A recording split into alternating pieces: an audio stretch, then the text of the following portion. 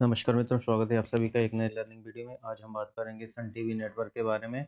Sun TV network में all time high 1096 रुपये के आसपास का बना है। इसके बाद यहाँ पर हमको एक 75% की बड़ी गिरावट देखने को मिली। इसके बाद यहाँ पर आप देख सकते हैं कि 267 रुपये के आसपास का लो बनाते हुए ये यहाँ पे प्राइस सस्टेन किया और इसके बाद हमको एक अच्छी मूवमेंट देखने को मिल रही है। यदि हम वर्तमान में प्राइस एक्शन की बात करें तो वीकली टाइम फ्रेम यहाँ पर लगा हुआ है।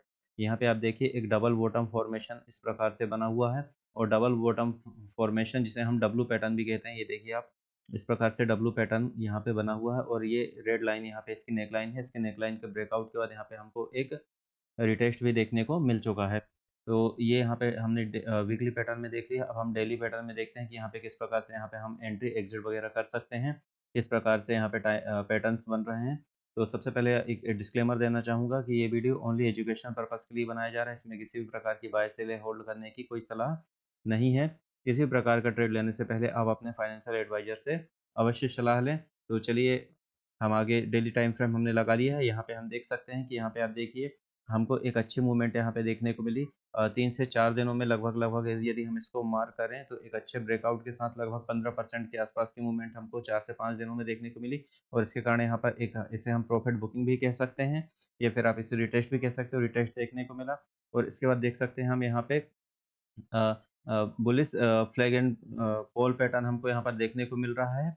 तो यहाँ पे देखिए आप यहाँ पे हमको एक गिरावट देखने को मिली और इसके बाद आज यदि हम बात करें तो लगभग 5.5% की तेजी के साथ यहाँ पे एक हमको अच्छे वॉल्यूम के साथ एक बुलिश कैंडल हमको देखने को मिली। आप वॉल्यूम देखिए, यहाँ पे देखिए आप वॉल्यूम यहाँ पे लगातार कम होते जा रहे थे और एक अच्छे वॉल्यूम के साथ इंक्रीजिंग वॉल्यूम के साथ यहाँ पे हमको एक अच्छी बुलिश कैंडल देखने को मिली और इसके साथ साथ यहाँ पे हमको एक ब्रेकआउट भी देखने को मिल चुका है।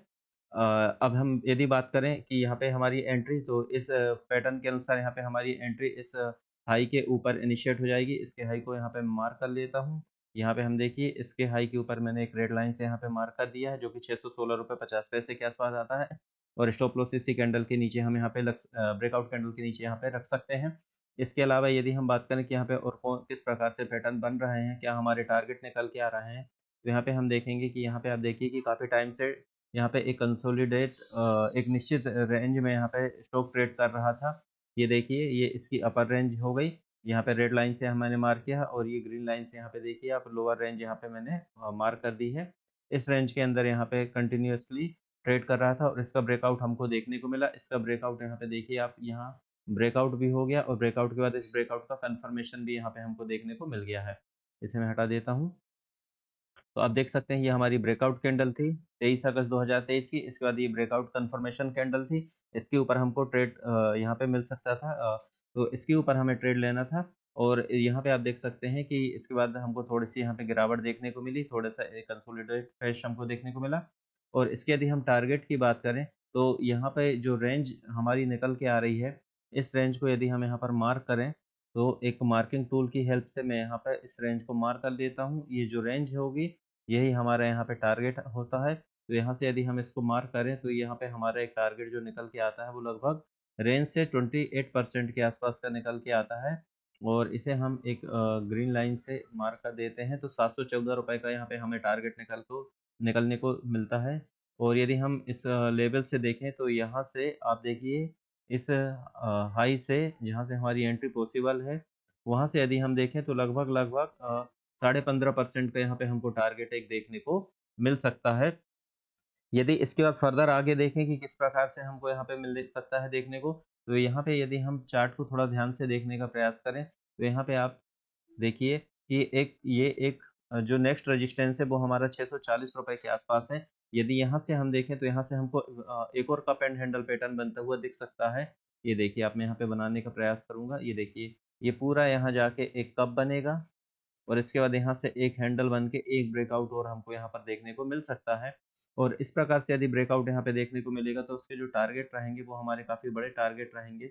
उसको हम यदि मार्क करें तो यहाँ से आप देख सकते हैं कि इस लो से हम यहाँ पे टारगेट लेंगे क्योंकि कप एंड हैंडल पैटर्न का ये यहाँ पे ये डिप हो जाएगी। और यदि इससे हम यहाँ पे मार्क करें तो यहाँ पे आप देखेंगे कि ये जो टारगेट हमारे निकल के आएंगे वो लगभग हमारे 58% के आसपास से निकल के आएंगे और इस टारगेट को हम यहाँ पे मार्क कर लेंगे तो 1012 रुपये का यहाँ पे हमको टारगेट निकल के देखने को मिल सकता है। तो ये यहाँ पे फंडामेंटल ये देखना पड़ेगा कि फंडामेंटल क्या इस टारगेट को सपोर्ट करते हैं, क्योंकि चार्ट पैटर्न कई प्रकार से यहाँ बनते रहते हैं, कई अनेक स्टॉक में बनते हैं, लेकिन जब तक वहाँ पे आपको फंडामेंटल सपोर्ट करते नहीं दिखेंगे तब तक थोड़ा-सा संशय होता है कि हमको हमारे टारगेट मिलेंगे या नहीं मिलेंगे। फंडामेंटल देख लेते हैं, तो मार्केट कैपिटलाइजेशन यहाँ पे 24,114 करोड़ का है, स्टॉक पीई 13.4 है और इंडस्ट्रियल पी 49.5 है, तो ये एक अंडर वैल्यू स्टॉक है, बहुत अच्छी बात है। इसके अलावा यदि हम आरओसीई की बात करें तो 25% और आरओई 19% है, ये बहुत अच्छा है। डेब्ट ओनली 62.9 करोड़ रुपए इसका है। डेब्ट टू इक्विटी रेशियो 0.01% है, यानी कि इसको हम लगभग डेब्ट फ्री कंपनी बोल सकते हैं। किसी भी प्रकार की प्लेज नहीं है, होल्डिंग की प्लेजिंग नहीं देखने को मिल रही है। प्रमोटर होल्डिंग 75% है, पीजी रेशियो 1.57% है।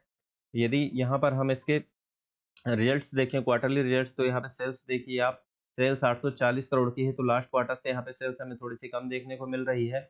और इसके अलावा यदि हम प्रॉफिट बिफोर टैक्स देखें तो प्रॉफिट बिफोर टैक्स में लास्ट क्वार्टर से थोड़ी कमी देखने को मिल रही है। नेट प्रॉफिट देखें तो 425 करोड़ रुपए है, लास्ट क्वार्टर से थोड़ा सा हमें कम देखने को मिल रहा है।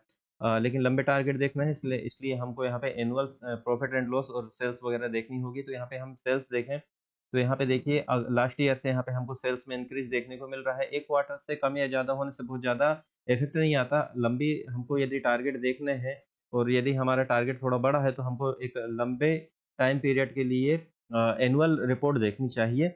यहाँ पे आप देखिए कंटिन्यू आप देखिए 3 साल से सेल्स यहाँ पे बढ़ती हुई दिखाई दे रही है। यदि हम नेट प्रॉफिट की बात करें तो नेट प्रॉफिट भी आप देखिए हाईएस्ट एवर नेट प्रॉफिट हमको देखने को मिल रहा है 1760 करोड़ रुपए का, यहाँ पे जो अब तक का सबसे ज़्यादा नेट प्रॉफिट है। यदि हम यहाँ पे ग्रोथ की बात करें तो कंपाउंडिंग सेल ग्रोथ 7% 10 ईयर की, 5% 5 ईयर की है और लास्ट 3 ईयर से 2% है। और प्रॉफिट ग्रोथ की बात करें तो 9% 10 ईयर का, 5% 9% 5 ईयर का है और 3 ईयर में हमको 10% का देखने को मिल रहा है। और यदि हम इसके शेयर होल्डिंग बैलेंस शीट की बात करें तो रिजर्व देखिए कंपनी के 9,075 करोड़ हैं। 2315 करोड़ रुपए का रिजर्व 2012 में था, 2023 में 9,000 करोड़ का हो गया, लगभग 4 गुना यहाँ पे कंपनी ने अपने रिजर्व्स बढ़ाए हैं।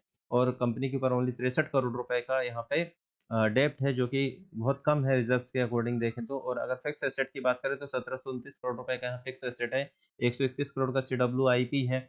यदि हम यहाँ पर शेयर होल्डिंग पैटर्न की बात करें तो 75% यहाँ पे प्रमोटर के पास होल्डिंग है।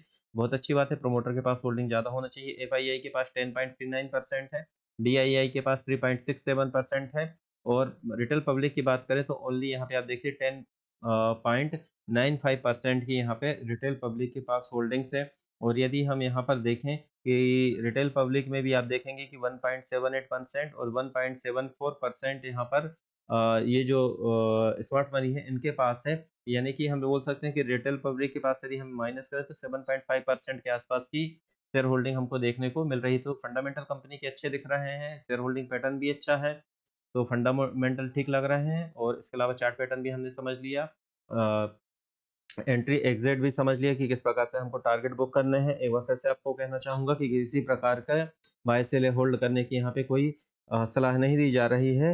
ये ओनली एजुकेशन के लिए बनाया जा रहा वीडियो है, ताकि आप समझ सकें कि स्टॉक सिलेक्शन हमें किस प्रकार से करना चाहिए। आज के लिए इतना ही, धन्यवाद।